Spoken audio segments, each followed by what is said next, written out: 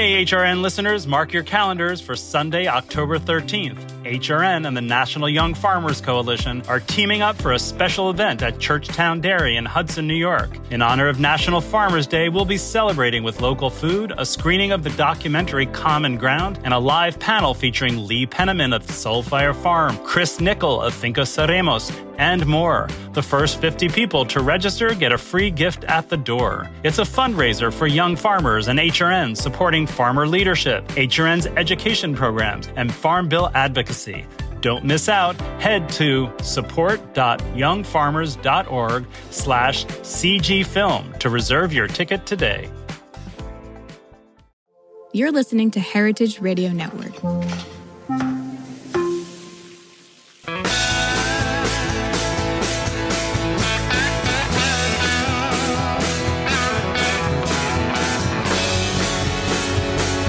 Hey, welcome to Beer Sessions Radio on Heritage Radio Network. I'm Jimmy Carboni. It's October 3rd, 2024, and we're reminiscing with two of my favorite longtime beer bar owners, and hospitality legends. So we're going to talk about good things, beer, and hospitality. So let's go around the room. You guys introduce yourselves. My name is Joe Carroll, and I used to own Spuyten duyvil, and I currently own Fette Sau and St. Anselms in Williamsburg and in DC and Philly as well. Great places. Justin? I'm the founder and owner of Beer Table, which began as a bar in Brooklyn on Park Slope and is now 2 stores in Grand Central and about to be a 3rd in Penn Station. And who'd you bring with you? I brought my daughter, Lyndon. My name's Lyndon. Welcome to the show, Lyndon. I know you grew up in the family business, so yeah. You know what we're talking about. So, guys, let's just go backwards. You know, Spuyten duyvil, cool place, beer table, the original beer table in Park Slope, super cool. Just tell us a little bit about what got you started, because I think it's good for listeners now and people in the industry to hear about how each of you started your original beer. You know, it was project. a very, very different world in a relatively short time ago. I got into beer. So as a kid, I absolutely detest the taste of beer. Every beer I had, I did not like. And at some point, I tried like a dark beer and was like, oh, all right, this is interesting. And I would kind of like, when we were in high school and we'd like have a keg party, I'd try to convince my friends to buy like Heineken Dark instead of like Heineken. It didn't go over very well. But at some point, I think I was either very late in high school or early in college, and I was watching the Discovery Channel one night, and the Beer Hunter, Michael Jackson's BBC show, The Beer Hunter, was on, and I was absolutely enthralled by this. I'm watching this guy go to these very old breweries, and I'm understanding that beer is a really old culture, and not just the making of beer. Obviously, I knew that was very old, but the culture of beer in these countries in Europe had this great history and was really cool. And it got me into it. I got really excited by this and started poking around and learning about beer and started home brewing. And this is, 89, 90. And there were a couple of beer bars in New York City. There wasn't much. There were some old ones that had been around for decades at that point, like the Peculiar Pub, for example. And I grew up in a family that drank wine. Nobody drank beer in my family. And I figured I was going to learn about wine if I was going to learn about anything. But I was in college and I couldn't afford much wine. And I realized that beer, I could drink a bottle of beer while I was doing homework on a Tuesday night, perhaps. I couldn't do that with a bottle of wine. Plus, it was only $1 or $2 for the bottle of beer. It wasn't, $15. Joe, I always thought of you as a young guy, but you go way back. I am. I'll be 54 in a month. So yeah, I'm not a kid. And I just got really interested in beer and learning all about it. And I remember taking the camera dictionary of beer out of my school library and like reading it cover to cover just to learn every beer terminology I could possibly, get into my head. And there was a lot of really good imported beer coming into New York and the country at the time, but almost no domestic craft. Very little. It was like Pete's Wicked Ale. There was actually a few things going on in New York at the time. None of them were terribly good. Brooklyn Brewery had just started, really. But it was sparse. And it seemed like the craft beer thing was starting to bubble up and happen in early 90s, and like a couple of beer bars would open up and then a couple more would open up, and it seemed like, oh wow, this is becoming a thing. But something happened and it didn't really catch on the way it seemed like it was going to. And by the late 90s, early 2000s, it sort of fizzled out a little bit. I mean, it was definitely happening still, but it didn't really take over the way I kind of thought it was going to. It remained kind of underground. But I was still super into it. I was working in the music business for a decade at that point, by the early 2000s, when the writing was on the wall that the music industry was collapsing and I had to figure something else out. And I decided to, without really any background in the hospitality industry, decided to open up a craft beer bar. I had a very strong idea of what I wanted a craft beer bar to be and how I wanted beer to be represented and handled and all of that. And I did it thinking, well, look, if I don't spend a lot of money opening this place and I work behind the bar, I'll make my money back at least. And my goal, honestly, was to just not have to work for someone else and pay my bills. So it was a pretty low bar. But we timed it right, and we timed the craft beer explosion right, and we timed Williamsburg's explosion right, and it did very well. And we all know now what has happened with craft beer in that short period of time. We opened up in 2003. Spuyten duyvil opened up in 2003. And, I would say the first couple of years it was still bubbling up and, still just starting to happen. But by about 5 years in, it was obvious that, wow, craft beer was taking off. This was like a juggernaut. And yeah, we're here at a place now where I just closed Spuyten duyvil after almost 21 years, and a lot of it was because what we were, I feel like, to the craft beer world, is really not needed in the same way anymore. We were a place that people knew they could come to and find beers they were not going to find anywhere else, even retail anywhere. And a lot of things changed. I think the breweries kind of got hip to selling a lot of their rare stuff and one-off stuff, and decided that they should sell it themselves out of the brewery and make the majority of the money make all of the money on it, which I can't blame them for. But obviously that cut us out of the picture a little bit. We used to get, if 5 cases came into New York City of a particular thing, we probably got 2 of them, and that stopped coming in. The stuff stopped getting released by the breweries the same way. But also craft beer kind of won, right? You were always on the top of the list for all that good stuff. Just going to stop you for 1 second. Just to note that when you did open, you were also bringing in some great imports and we were predominantly an imported craft beer place. Where'd you find the bar? Because the Spuyten duyvil did look like a Belgian country bar. And the other thing that happened over 21 years is you weren't working behind the bar anymore. No, I worked behind the bar for the first 3 years, and then I opened my barbecue place, so that kind of took over from me. But I think it was good for me to be behind the bar for a lot of reasons, not least of which is that I had the knowledge of the beer, so I needed to train my staff. I needed all the customers who were coming in. They wanted to know the story of the beer. Nobody knew this stuff at all, especially the beers we were carrying, which were particularly obscure. And I was the kind of conduit for all that information because I was so into it, and I was very close to the people who were bringing the beers in. But yes, at some point, when you opened, it was kind of like what a cool, owner-operated wine bar is now. Yeah, absolutely. You knew all the importers and all that. Everything was hand-sold. It had to be because nobody knew this stuff. I mean, we didn't carry the obvious stuff either. There was no Chimay, there was no Duyvil, there was no Lindemans, nothing like that. So even people who knew a bit about Belgian beer and craft beer or European beers would come in and sort of be dumbfounded a bit about what, I would see beer guys in there like looking beers up in books to see what to order because people hadn't seen this stuff in New York. Now, I will say at the time, I think the statute of limitation has probably passed on this, but at the time we were carrying, when we opened the bar, we were carrying a lot of beer that wasn't registered in the state yet. After about a year it was, but the first year we were like the only people carrying this stuff because it wasn't technically legal in the state.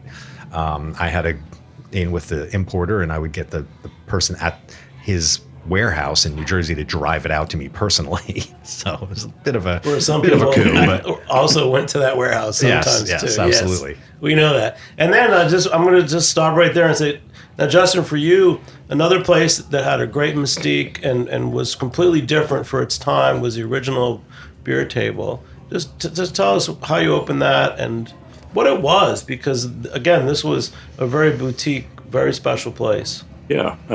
I just learned some new things about Joe that I didn't know that kind of inform it. Interesting. I grew up also not caring about beer and not having any taste or palate for it, not interested, a total teetotaling family, and I was probably 21, 22, 23 before I even got interested, but I was interested in wine first, selling wine in Boston, and I met a rep who worked for B United, Miho, Right. Who poured a Schlenkerla for me, and I was like, oh, beer, what is this? Right. And Something it was with exciting. flavor. Yeah, Right. exactly. It was exciting. The first meeting that I attended for the company was held at Spuyten duyvil I remember that. early on. Yeah, Matthias didn't want to pay for the non-United beers. But Wait, so what did you serve at that point? Well, everyone was, like, it was an open bar, so everyone was ordering whatever they wanted. But of course, they were ordering stuff that they didn't know, right? Because if you worked for B United, sure. you knew all those beers. You wanted to try something else, so Yeah. they ordered a lot of other stuff. So Matthias was sort of like, "I shouldn't pay for this. It's not my beer." Like, yeah, right. anyway, so Matthias obviously was a huge inspiration for me. I learned a lot from the guy. Joe and Spuyten duyvil was a big inspiration as well. Predated what I did by 5 years, which I also just learned.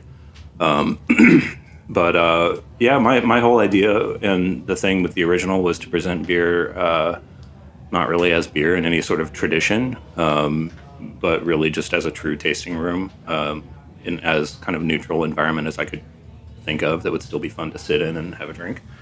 And it worked really well. 2008,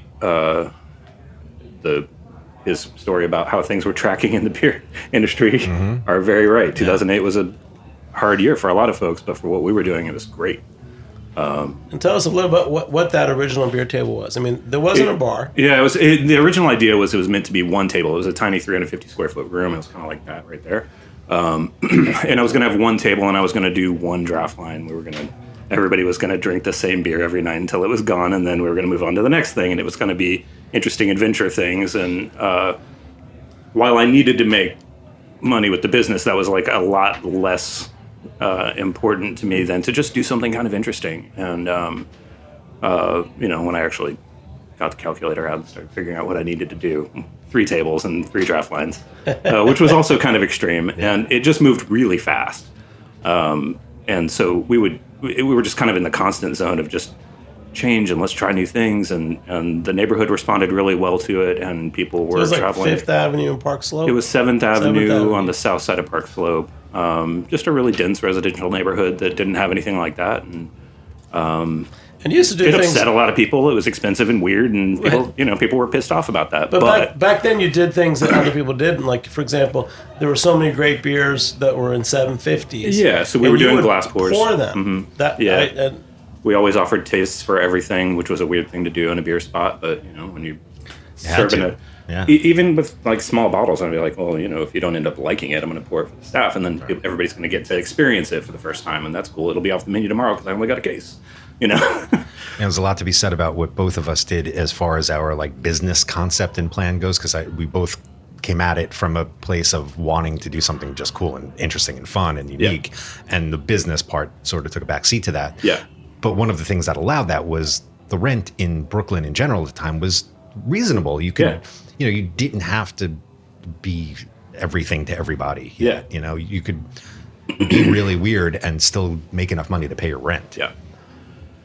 Yeah, that's a good point. My original idea was actually more like what I do now, which was to be a tiny, wacky little bottle shop, which bottles barely exist now, but a tiny beer store, selling beer in the way that I had enjoyed selling wine. But I couldn't really find a place where I knew I could do the volume, and certainly not where we lived in Park Slope. There wasn't enough volume to be able to pull that off. So after a couple of years of slunging it out with the bar, we opened in Grand Central, and that was immediately a rocket ship at half the size of the bar. So teeny tiny closet, and doing 5 times the business immediately. And so, in time we learned how to make a business out of a passion, but it began as very much a labor of love and a little mom and pop shop, something I swore I would never do, but then we did it. I think hearing about your passion, though, I think that, with whatever reset there is in the beer world, I think that there's always room for passion projects. And again, looking at all the cool little indie wine bars, it does remind me of what you guys did and what I did with my first restaurant. Also in the 90s, I had a handshake deal I had a lease, but I had a handshake deal, and we didn't pay rent until we'd been open for 3 months. So it was a different time. By the way, I'm not sure if you're familiar with Jimmy's restaurant that he's talking about, but I never went. It was like the coolest spot in East Village. Like Muggsy's Chow Chow. such a great spot. It was great. Well, so let's go back to those times. So when you first started, again, I want to inspire people because what you guys did was really innovative in the way that just a good little restaurant is with food. So what did you have for food, and some of the first bottles that you can remember, and maybe how you interacted with your customers? Let's get a little deeper into it. Because there are people out there that are thinking, wow, how can I get into this business? Maybe I should look at these old models. Well, we have a relatively small bar. I think it's like 700 square feet, if that even. And no place to put a kitchen. So we just did charcuterie, cheese, like hard-boiled eggs, pickles. Anything that was made was done by the bartenders behind the bar. There was a little food service station that we would do it in. But it was nothing cooked. Unless you count hard-boiled eggs.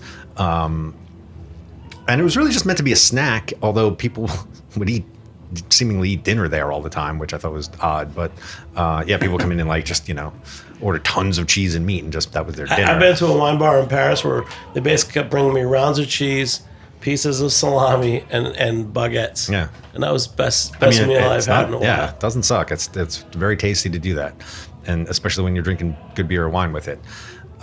We, like Justin, we also, and I think this was a philosophy that really pushed against anything that had happened before Justin and I got in this business. And I think we were really part of this second wave of craft beer that was really now, when looking back on it, the first wave of the new era of where we are today. And, Justin said he wanted to do one line, and he eventually had 3 lines. We only had 6 lines and a beer engine. This was the antithesis of what any beer bar was doing anywhere in the country at the time. The standard was to put 20, 30, 40 lines in.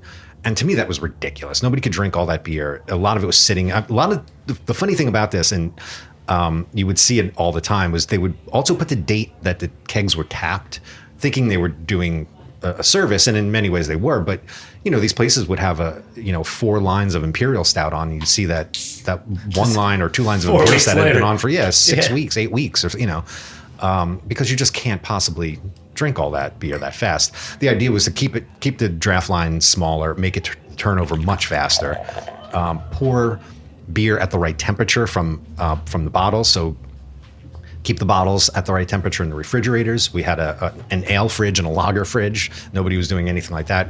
We also didn't use a lot of branded glassware, especially for a lot of the Belgian beers. We used wine glasses for the most part.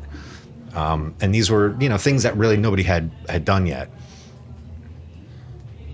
Yeah, so that was a big inspiration for me coming to your place. And we also chose to not do any branded stuff. We didn't even do any beer glasses. Right. We were just using like sherry glasses, Yeah. like weird little tasting things. And this was definitely like a philosophy of our generation of craft beer people. We changed this sort of idea of it having to be hundreds of draft lines and branded beer glasses and ice cold beer all the time. All this, kind of, I don't know if it's really tradition. It was just how things were headed. And for me, what bothered me about it is it made this really great beer, this really great product, this handcrafted product, seem mundane and sort of average, just like any Budweiser or Coors Light. And to me, this stuff needed to be treated differently. About this now, at the same time you were talking about, even by 2009, even 10, suddenly there were these mega bars where they'd have 20 or 100 and that had been beers going on tap, and yeah. people would say, "Well, how are you moving?" I was just at a decent pizza restaurant that's not in New York City, and they had 20 lines of beer, and that the owner was proud that he says, "Well, we just redid the beer lines. We haven't changed them since 2009." And I was just like, you know what? I never tried your beers before. Maybe I will now.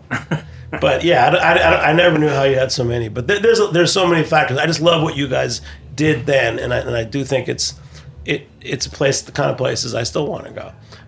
For you, Justin, some of the early foods, because I know you always had like some kind of pickled duck egg or something. Yeah, I mean we made a lot out of a little, couple of induction burners and a convection oven jammed into a space this big. And we tried to make it sort of like a family dinner every night. And that was the idea. It was a lot of like, one pot things. So we served a lot of beans, good beans. All sorts of stuff. But our big thing, once we were really cruising by like you said, like 2010, was doing on Tuesday nights, we would do a little 3-course dinner for $25. And it just really took off. And so all of a sudden we were playing restaurant without the space to be restaurant. And it was a wonderful nightmare. It was way too much work, and we made a lot of mistakes and a lot of great meals and a lot of friends real fast. At some point you decide to go. I think that you were going to open a restaurant. Yeah, when did you decide that you were choosing like between a restaurant and a bottle shop, right? No, I mean I was determined to do the bottle shop, which I will call a can shop now.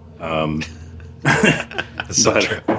But we tried for a while to buy a place across the street that had a full kitchen, and to like keep Beer Table as like the bar. And we tried a few different things, and we looked all over the place. I spun my wheels on a billion different ideas, and then ultimately, when things were really cruising with Grand Central, somebody offered me money for the lease, and I was like, this kid came along, and the other kid came along, and I was closing in Brooklyn and then opening at 8 a.m. in Grand Central, and they're like, hey, I can't do this. Yeah. It's just way too much. So we chose the business, focused on this, which has been really good. And I think we do a different kind of impacting people's experience with beer when they're expecting to drink trash in a train station, and they get to have something really special. It's like a highlight. Justin, some of the best shows that we've done over the years would be invite you in with your staff, and you guys would just pick a theme and bring the beers from your beer table store in Grand Central. Yeah. And I would get the best tasting of anything we've done. Yeah, we have a good time. Yeah. Yeah, definitely the smartest move going into Grand Central, because I had a bottle shop for a minute too, Spuyten Grocery in the mini mall in Williamsburg, and it was a really fun business. I had a blast doing it. Cheese too, didn't you? Cheese? Did you sell cheese there too? No, but it was in the old Bedford Cheese Shop space that we took over, the original Bedford Cheese Shop space. And yeah, it was super fun business. I had a lot of fun doing it. We had to be a bona fide grocery, so we focused on a lot of Brooklyn-made stuff, which was just kind of happening at the time, from bitters and syrups and cocktail mixers to pickles and chocolate and all that kind of stuff. And we made money 1 month a year in December, and that was it. And after 5 years, I decided, as much as I love this and it's a lot of fun, it doesn't make sense to do anymore. And the reason is the margin is razor thin, so you need massive volume turnover, and Grand Central is definitely the move. Yeah, and that's part of our cheat too, is that we are essentially a bar. Yeah. People come and they take it, and we say, get the heck out. Like, get out of here right now. But the price is somewhere between a bar and a store. Right. So we're able to have a different margin. So they have to buy it and then consume it like on the train. Yeah, or they can go downstairs if they want. A lot of them just crack it and walk around in the state. Nobody's stopping. You're not supposed to do that, but they do. They harass anyone for drinking, and probably not, right? Nobody's Very, paying very attention. rarely. Yeah. I've only had one employee ever get a ticket for walking around with a beer, but that was, Yeah. not even in Grand So Central. Justin, you brought some beers today. Yeah.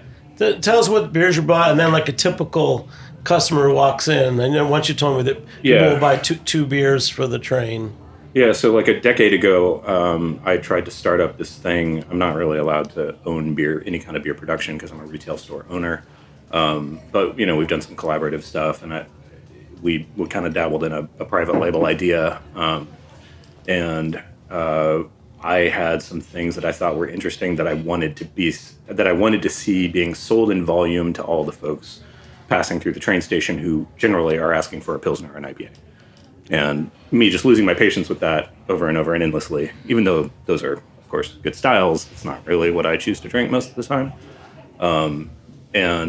I spent some years kind of beating my head on the wall trying to think about how to pull that off, and then ultimately gave up. And recently, these are my basic little crowd pleasers, and it's essentially a private label. It's in partnership with 12%. Not even partnership, it's their deal, but labels designed by me, recipes generally designed by me, but fixed by their brewers, because I'm not a brewer. And Pilsner, Hazy IPA, Double IPA, because those are our top 3 calls for all the time. And why not have a little bit of control over it and to make it something that I think is cute, because I'm tired of looking at a lot of busy, ugly labels. I worked all day in an office, and I'm grabbing 2 beers or so at your place on the way to the train. Yeah. What am I gonna have? The pills on the train and save the deeper for home, or? Well, it goes both ways. We sell more pills than anything else. But honestly, people just seeing it on the label is kind of a hard thing to do with most labels these days, to see what it is. So we're just keeping it very simple and trying to make it very nice, and that's what these are. So we're tasting the hazy right now, and then the double. Joe, the first beer, that was a pills. I mean, that to me was lager, and I was like, this is great. I've been traveling all day. Yeah. I wanted a lager. Thanks for reading my mind. It's meant to be kind of on the easy, simple, leaning a little bit sweet. We'll adjust it as we go. So do you know how, like, when some customer walks in and has this look in their eye, do you know what they want right away? No, I try not to judge that way, because every time you do, they're like reaching for some weird old vintage thing that's up on the shelf, and it happens all the time. I mean, we're still selling all the crazy stuff that we used to. It's not in the same volumes, but my top shelf is like some bonkers, weird, old vintagey things, because we bought so heavily in those early years, and I'm still kind of cranking through it. I mean, the amount of Dodol that I'm still sitting on. Yep. But we've got one guy right now who's hooked on Stillenocht, and he's working his way backwards in vintages. Amazing. It's like, okay. And you have enjoy your $25 train beer, sir. I mean, you have that all ages those really well, vintages so. at beer table. Wow, I got to come by again. Yes, sir. It's been a long time. Yeah, and it's, we have that nice thing where even though we're doing a zillion transactions every day, employees do know most of the customers. They are regulars, 3 to 5 days a week. And that's kind of the beauty of it, is like, you see Steve walking up and he had the e-beer pills yesterday, but you're like, hey, dude, you should try this. Try an Ondex. You've never had that before. Right. Try an Ondex Hellas. So, like, you're going to love it. And he does. And that's part of our deal, is like constantly trying to keep some attention on the old classics that are just fully ignored other places, and to just keep more of the old culture alive while having some new stuff and some simple things too. How about giving credit to when you worked at Be United?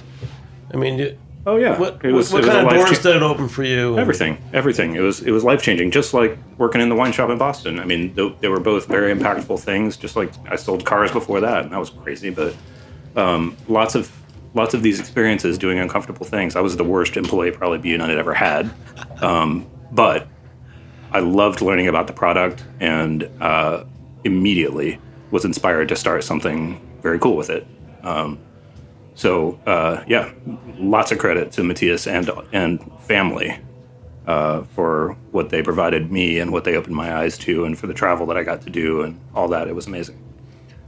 There were a lot of people bringing in Belgian beer going back into the 80s to America. But until 12%, until Brian Ewing at 12%, there were really only 2 importers who were bringing in the real stuff, the stuff that you really wanted to drink, the heady stuff, and it was Be United and Shelton, no question. And until Brian Ewing came along, because he was the next person to kind of like go after that really unique stuff. That was it. They were head and shoulders above everyone else, what they were bringing in. There's no question. And that was 99% of my list was Shelton and Be United. So those early years, like 2003 to 8. Yep. What was it? You had just 6 lines of beer, but you also had bottles. We had a lot of bottles. We had over 100 bottles. Mention some of the labels that you had. Yeah, I mean, on the Shelton side, it was Duranca and Cantillon and Fantôme. On the Be United side, it was Schlenkerla and Schneider and Dedola. All just legendary stuff, and incredibly well-made, delicious, like highly sought-after things.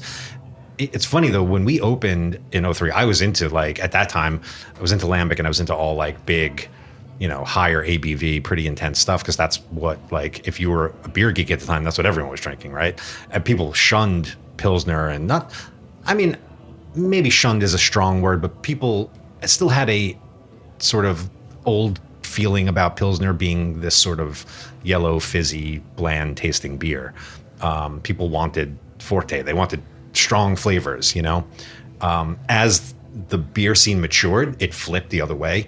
But I had a really unique situation with my clientele coming into Spuyten, we opened up in Williamsburg, where at the time in 2003, it was all $2 PBRs everywhere, like a shot in a PBR at every bar. There was no craft beer. There was mugs, but that was their own little world basically. And the rest of, in fact, most of the people who were living in Williamsburg weren't going to mugs. And the people who were coming into my place were just locals. They weren't beer geeks on a Monday, Tuesday, Wednesday night. The beer geeks would come in on the weekends maybe, but most of them didn't live nearby. So my normal clientele were locals, and they wanted to drink beer. They wanted to drink beer-flavored beer, beer-colored beer. They wanted Pilsner. They wanted Helles. And that we sold the hell out of all that stuff from day one. And we sold the crazy Cantillon and the doubles and all that kind of stuff on the weekends. And when the occasional beer geek would come in on a weeknight, but for the most part, we were cranking through all that stuff early on. And it's just weird, the way it worked out with our clientele. It had nothing to do with trend or anything else. Cool. It makes me make a toast to you guys being here with me today. And let's keep talking. So, you guys, I know you got to go soon, Joe, but. Well, your life changed fast. I mean, for Joe, give our listeners, you went from Spuyten duyvil to some restaurants, and after working behind the bar for 3 years, I took a year off. I stopped working basically. I was just ordering the beer, and I was maybe 36, let's say, and at first I was like, this is pretty great. Like, I don't have to work, and I get to like just hang out, and I could make some money and pay my bills. But after like a year of that, I realized it's kind of boring, and like I'm getting antsy and need to do something else. I had really gotten into barbecue in the 90s. I knew nothing about barbecue until I was in my 20s. I grew up in New Jersey. My parents were from the Bronx. Like, I didn't know what barbecue was, but I had really gotten deeply into it in the 90s. Taught myself how to barbecue. I made pretty good barbecue. And I was, thinking about maybe I'll open another place. And just by luck, the garage, the auto mechanics garage across the street from Spuyten duyvil was available. The rent was stupidly cheap, and I took it. And we opened a barbecue place, and similar situation to opening the beer store or the beer bar is we just timed it right. What barbecue was like about to blow up. Everyone was getting excited about barbecue, and we opened this place up, and it did incredibly well. And so from that, I just kept on opening places, really. So, I mean, I've had some absolute failures over the time. They weren't all hit records, but Spuyten, Fette Sau, and St. Anselms certainly, have endured the test of time. We closed Spuyten after almost 21 years. Fette will be 18 years old in March. And St. Anselm, though we had a fire a couple of weeks ago and we're temporarily shut down, we should be open by the new year. But I think we're going into our 13th year there. So, Joe, I'm proud to say that in the early days of Beer Sessions Radio with Ray Dieter, we were regulars at Spuyten duyvil. Oh, yes. And then I was there one of the first nights of St. Anselms. I remember that you guys had steaks on the grill and some sardines. Oh, yeah. Now my wife is one of your best customers when she's in town. So well, looking forward to you reopening me too. Thank St. you. Anselms in 2025. I went to Mugsy's Chow Chow quite a bit in the 90s, and I will say DBA, Ray Dieter's place, was one of my biggest inspirations, no doubt, as far as an American beer bar goes. Because until DBA, at least in my mind, and I went to a lot of beer bars. And Ray opened in 1994. Yeah. Until DBA opened, beer bars were like either sports bars or like really crappy dive bars or like just kind of fratty. They were just not bars I wanted to hang in, really. DBA was the first like kind of cool, laid back, not trying to be like anything cheesy or stupid, or just like being very chill and cool about having incredible beer. And I just love this like attitude towards it. And they, everyone treated the beer really well, but it was cool. Everyone was like it was normal to drink great beer, Joe, before you go, if you were going to go to Beer Table in Grand Central, grab a beer on the way to the train, what beer would you like Justin to carry? Well, so these days I do, when I do drink beer, I do drink a lot of Pils and Helles. And the beer that we carried at Spuyten forever and was our like sort of house beer was Mars from Bamberg, Germany. And it stopped coming in. Shelton Brothers disappeared. They went out of business, and there was no Mars. And last summer I was in Amsterdam, and I was at innovated, and they had Mars, and I was drinking Mars Oud, and the Lingespundet, and God, I just love this beer so much. It is just one of the most delicious beers. So I did like, what's going on with Mars? Why don't have it anymore? Why isn't it here? Did a little research. Stefan, who took over from his family, opened up a Mars brewery, I believe in California. So there is a Mars in California. I just reached out to him like 2 weeks ago, reconnected. What's up? His beer's not coming into New York yet, but it is coming into DC where I have a place. But I will say, put a little pressure on Stefan, get Mars in, man, because I will be your number one customer. It might be at St. Anselms in 2025. I hope so. We do carry Ondex, which I love, but and you mentioned Ondex before too. Excellent stuff. Mars but Mars is really my like. Agreed. That's it. Yeah, man. it's a great beer. Oh. I was funny enough. I was in Grand Central the other day, and very tall woman, 6'6", came in and she saw the Schlinkerla on the shelf, and she was like, "That is a terrible beer." And I was like, "Oh, really? Where are you from?" Hamburg, of course. and she is a lover of Mars, and she is like, get that off your shelf. I had a group of Germans come in. I don't know if they were from Bamberg specifically, but they were Franconian, and they refused to believe that Mars was actually the Mars from Germany. They absolutely refused to believe it. They thought it was being made here, or was a fake label, a fake beer, something. Because for Germans, it doesn't make any sense. If you are 50 miles outside of one city, you're not getting that that city's beer anymore. So to see this beer in America, so they almost think it's like Beck's, where you don't know where it's made and who owns it. And seems like a mean trick. So strangely, now that's actually Stefan is brewing in the States. But at the time we were getting it from Germany, but they refused to believe this. So it's kind of funny. Wow. Listen, Joe, thanks so much for coming. My pleasure. Thank you. I want to just acknowledge that your wonderful restaurant, St. Anselms, did have a fire. You will be open in 2025, hopefully sooner than later. Yeah, hopefully January. And appreciate you took the time to come here. And I was at the last night of Spuyten duyvil. Yes, thank you. And it was great. So thanks so much, Joe. Thank you. We'll be back in a few minutes on Beer Sessions Radio and talk more with Justin about Beer Table. Thanks so much, Joe. Thank you so much. Today's program is brought to you by Korin, a supplier of Japanese chef knives and restaurant supplies. Korin is proud of their Japanese culture and traditions, but they want you to know that their products are not just for Japanese restaurants. Their knives and tableware bring out the best qualities of food from every culture and fit into every restaurant from French to Pan-Asian to American. And that is why they're located in New York City, where people from every country in the world come to eat. Korin's Tribeca showroom is home to the most extensive collection of Japanese chef knives in the world, including Japan. Stop by to view their exquisitely designed tableware and the rarest natural sharpening stones. They have a whole range of knife services from repair and rust removal to reshaping and realigning. Korin is dedicated to this ideal, bringing the highest quality Japanese design to your table so you can experience the unparalleled quality of Japanese craftsmanship in your home or restaurant. For more information, visit Korin.com. Hey, welcome back to Beer Sessions Radio on Heritage Radio Network. Hey, it's been 15 years, and we're heritageradionetwork.org. Stay tuned. Okay, so we've been talking a couple OG beer bars. We just had Joe Carroll from Spuyten Duyvil, and Justin Phillips is here as well. At one point, Beer Table was this cool little boutique beer, almost like a wine bar in Park Slope, but it's a great bottle shop in Grand Central. So let's talk about that. I mean, I do feel like I said, a few times you've come in with staff and we've done tastings, and I feel like if I went into Beer Table right now, I'd probably get a pretty great selection of beer, right? Oh yeah, very full selection of beer. Always edited, somewhere between 80 and 100 things on the shelf, all of which turns relatively quickly.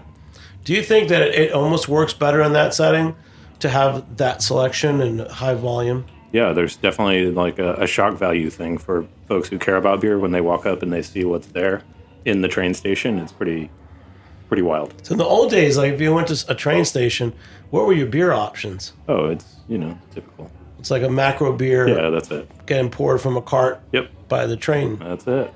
Yeah, so anyways, I'm just really proud of you. And I know you brought some beers on. What's the next beer that we had? So now we're tasting the double IPA. Also done up at 12%. It's called Eat Beer. It's great. No, it's great to see your evolution. I mean, I'm sure it's been really hard. I mean, you're doing high volume. You guys made it through the pandemic. You learned a lot of lessons. You went from Be United What are the early lessons that you learned from working in a wine store, working for an importer, opening your own, boutique shop? Yeah, I mean, in a nutshell, working in the wine shop helped me realize that I really do love the basic retail customer interaction of just like quickly helping people find something that kind of brightens their day and giving them that service that helps with that. Working for Be United just opened me up to a whole new realm of a product, of beer in general, and all the stories that come along with that, and the flavors and everything that come along with that, and way deeper into food and flavor in general. And then opening our first business deepened that even further. Every day was an experiment. I mean, we just tried all kinds of stuff, especially with cooking and dehydrating and pickling and just making all kinds of fun, interesting snacks and pickling peanuts and dehydrating watermelons and doing all the fun little tidbits to make for a really fun and interesting adventure for our customers. Dehydrating watermelons. Yeah, that's a very wasteful process. Did you have a dehydration machine? Yeah, I had 2 little like home dehydrators that I basically strapped to the ceiling behind the bar that we would run nonstop. And dehydrating watermelon is a stupid thing to do, but it's delicious. You brought your daughter. Yeah. So what are some of does your dad cook at home? What are some things that you like? Because I feel like your dad's a great food and drink person. So yeah, he's a good cook. I like to cook with him. I guess he obviously didn't make it, but he makes something that's like close to like carbonara, where it's like with peas and bacon, and it's very good. He doesn't make like really like weird stuff. Yeah, not for you. I mean, like we have like a big garden, so he'll make like healthy stuff, I guess. Do you have a garden where you can go out and snip the lettuce and herbs and Yes. make a nice big salad? That's the best kind Yeah. of salad. Wow. Well, I'm really glad you came in because I've gotten to see you grow up too. So Yeah. But back to this. So I think that I know there's a lot of challenges in running a retail shop, and you really navigated it well. I mean, there must have been a lot of pressures to just give in and do like a couple mainstream beers, right? Or do you feel like your customers really want that? Yeah, the great selection. For us being in the train station, COVID was a nightmare, like it was for everybody. But everything closed except for I think Starbucks stayed open and the Apple Store maybe, but they weren't actually open for retail customers. Everything else closed. The wine store next to us stayed open. Big challenges there. Big challenge to think about, like how do we change what we're doing? What tack do we make to keep the thing afloat? And ultimately, we stayed steady with the general original idea, and people have slowly come back from that. We opened a second store in Grand Central during that time, took advantage of the empty space and made the most of it. That one's called Coffee Table, but it is very much a beer store that happens to serve coffee. So what do you get? They're just different routes of traffic to get to different trains? It's a big building, and it's on the opposite end of the building, and has different visibility and different commuters going to different places, to different train lines heading north or getting on the subway. So it's an entirely different world, even though it's in the same place. So how do you do it? And you're in I know Grand Central it's like a MTA property. It's a big building. There's a lot going on there. There's different levels of security and other things. So where's your inventory? Where do you keep your product? And you have 2 stores. Yeah, so we made it over a decade without having a storage space. So employees became masters at playing Tetris with cases of beer. And they're really physical and very climby. They climb up the walls. So you get a delivery. What's a typical delivery there? How many cases of beer? A lot. I mean, we'll bring in 100 cases a few times Do they a week. stack it in the store? Oh, yeah. Fully, dominate the store. One thing that COVID did allow us to do is that we're so tiny and we have a double door entrance, is that the doors stay open all the time, and now customers don't even come in anymore. There's a cabinet there, and they just stand in front and they talk to us from outside.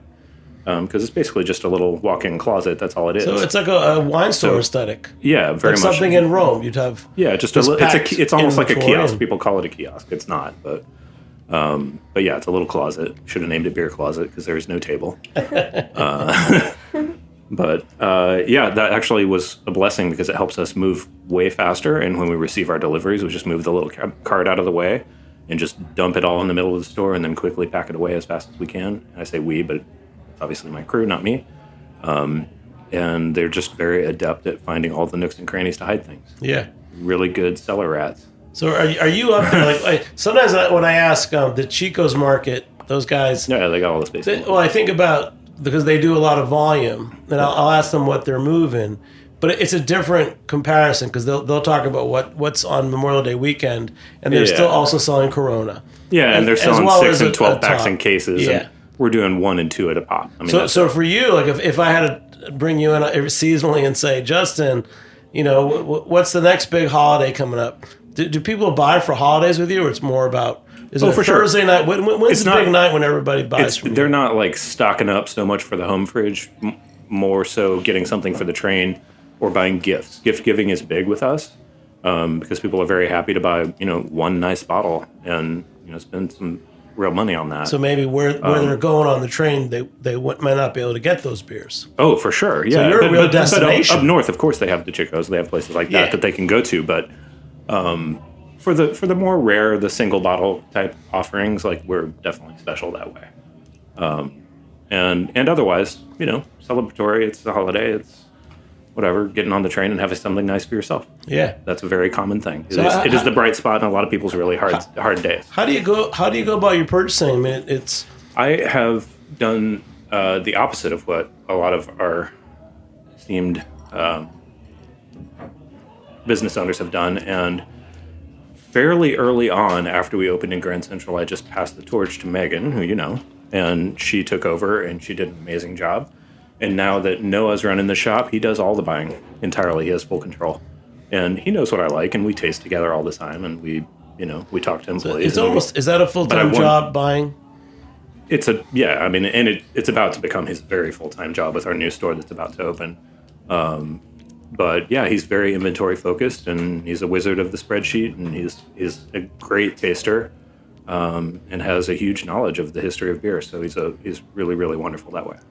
That I want to talk about that because that's really interesting. Yeah. Earlier tonight, I met a woman who's worked a long time with Tom Peters, who was Monk's Cafe in Philadelphia. Many of you may not know of it, but I do. Great place. And one of the great also pioneers of beer bars. And he told me years ago, he says, the one thing I've kept my hands in is all the purchasing, food and drink. Yep. And I understand that. So how did you make that jump from you purchasing to having a manager do it? When I opened the second store. So we had Brooklyn running the bar, and I was, of course, 100% buying for that. No one else ever did that. And that was very personal for me. And so in that sense, that was my Monk's. But when we opened Grand Central, I knew immediately that I needed to allow someone else to have some control, and in order for them to feel invested and to have the passion to make it special. Yeah. And so that's why I've really done my best to let go of control of a lot of things since we opened our second and our third. We've opened a few other things that haven't worked, just like he was mentioning earlier. But I think that's a great part of building a team is kind of passing the torch and giving other people creative responsibility and letting them make it their own baby. Yeah. So, what does your team take into account with the purchasing? Is it just based on numbers? Do they get feedback from the retail staff? It's mostly based on what it's always been based on, which is deliciousness, and they better believe in it or don't put it on the shelf. And if it stinks and you made a mistake in buying it, take it off the shelf, get rid of it, sell it quickly to those who want it, whatever you need to do, but don't revisit it. Only buy things that you actually believe in, that you think are delicious.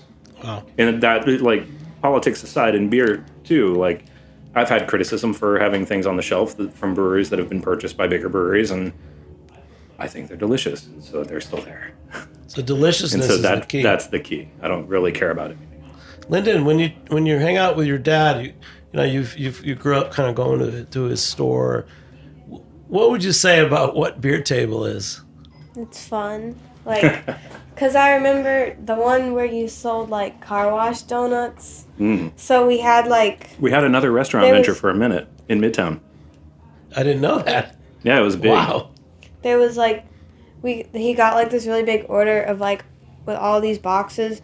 And, me and my brothers, we stacked them up and we made this, ginormous fort out of, What's beer a car? boxes. What's a car wash donut? Okay, so it's It's so good. I don't know. He said that he got them from a car wash, and it's like a vanilla donut with icing on top. And I don't know how to explain it, but it's the best donut. Are they in plastic?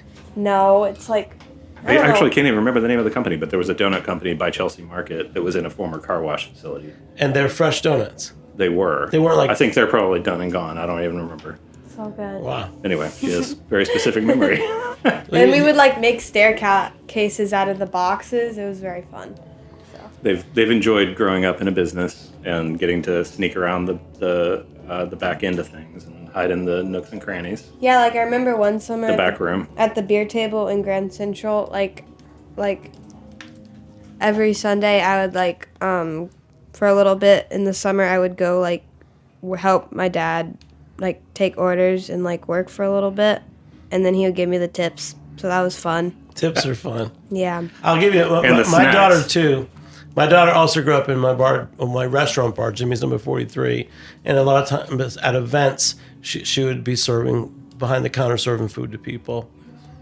So, and she would always tell me also the one thing that's good about having your kid in the business is that the employees, when they say bad things about you, your daughter is your spy. Yeah. But that's a whole other thing. I don't think Noah said anything bad about you. Okay, though. thanks for letting me know. No, Noah, if you're you're welcome. listening, I know you have great talented people. Let's talk about this. So in the last time you were on, you have 2 stores in Grand Central, and you're opening another place now. As a friend, but also from the radio show, I know that to get the concession in these transit hubs is huge, but you're also doing a really good job. You know, I know that there were stores like Taste New York tried them. There were a lot of people that have tried stores in transit hubs, but honestly, it's just like opening in a mall. You really have to know what you're doing. So what's the next big step that you're opening? Because I'm also a customer of Penn Station and Moynihan Station. Yeah. I mean, I referenced that I've looked at and tried a million other things while Beer Table has continued to chug along. One of the earliest things that we knew once Grand Central was working was that we needed to identify what the busiest train stations were around us if we ever wanted to grow. And Penn is number one in the Western. Busier than Grand Central. 3 times busier. And in the Western Hemisphere, the busiest transit hub, not just train station. There's no airport that can compare with Penn Station. The volume of people It's that pass busier through than there. an airport. Oh yeah, sure. We have Jersey Transit. We've got Long Island Railroad. We have Amtrak. We have the subways. We're very close to Port Authority. We just have a huge amount of travelers just passing through, kind of going everywhere. It's a very intense place, and it's a maze, and it's a mess, and it's always in turmoil, and it continues to be. The first deal I signed for Penn Station was 14 years ago, when my first child was born. That deal got torn up to be turned into a construction workers' changing room, locker room. It is still not a store. It's still that, and it's a tricky place to be. We signed a thing for Moynihan that got torn up for similar reasons. I'm grateful not to be there because it's really just an Amtrak station. And the deal that I've been working on now, I've been on for a couple years. My store is fully built, but I'm not open due to some conflict with the railroads that's not mine. I'm waiting for them to resolve. But the barrier of entry to be in these places, I know I sound insane saying this if I've been doing this for 14 years, but it's well worth it. And I feel really honored to be able to serve the hundreds and thousands of people that we get to serve the moment that we get to open. So very excited to have this store finally open. You're announcing this now? It will open. It will open. We're waiting for the railroads And it and will whatever be conflict they've got going In on. the old Penn Station part? It's in the main concourse of the Long Island Railroad. So think between 7th and 8th Avenue, directly below 33rd Street, which used to be a very tight hallway, wildly busy, where you stand and wait for your LIRR train. It is now significantly wider and significantly taller, and has a similar feeling, but it's cleaner. And we're surrounded by major national and international tenants. We have, Starbucks and Chick-fil-A and Dunkin' Donuts, and all those things are around us, and we're fortunate to be one of the few tiny independent things. Justin, I'll jump on the Moynihan Station and Penn Station bandwagon because Yeah. the last few years I've been in Gypsy, and I quite often come into the fact that Moynihan Station opened made me take the train more often when I'm coming in and out of New York City. And so I'm regularly walking between Moynihan Station and Penn Station. I know that concourse, and I've seen it develop. And actually, if you haven't been lately on the train, take the train. Those stations are really nice. Yeah, it's getting so much better. Because Grand Central really was the gem. If you went to the old Grand Central Station, you could shop and everything, and now I see that happening. So great job, Justin. Congratulations. Thank you, sir. But it's amazing how much time it takes to really get a business idea going and really making it work. Yep. You know, so for the faint of heart, we have to take that into consideration as well. Yep. So last thing, what are you drinking tomorrow night? If I go by a beer table in Grand Central, it's tomorrow Friday, a Friday night. If it was a Friday night, I wanted to get a couple of select bottles for the weekend. I certainly hope that everyone's trying the new Eat Beer beers. Those are all. What are they called again? Eat Beer is the brand. Eat Beer. Yeah, and there's is it only sold at beer table? Only beer table right now. Next week we're probably going to change that, but as of right now, that's all it is.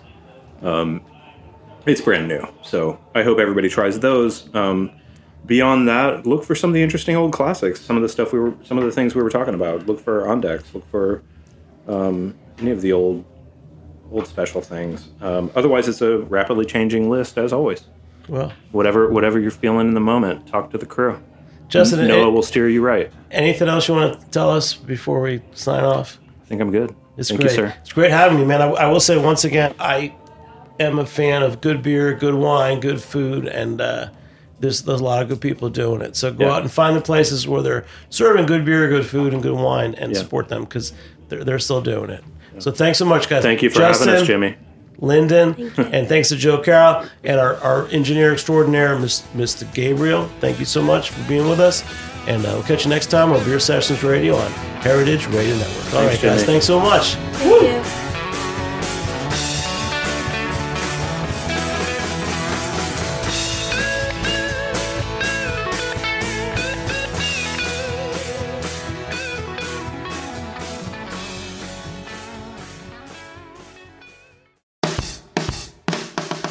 Hey listeners, thank you so much for listening to HRN. We want to make your experience as a listener even better, and to help us do that, we'd love your input on our audience survey.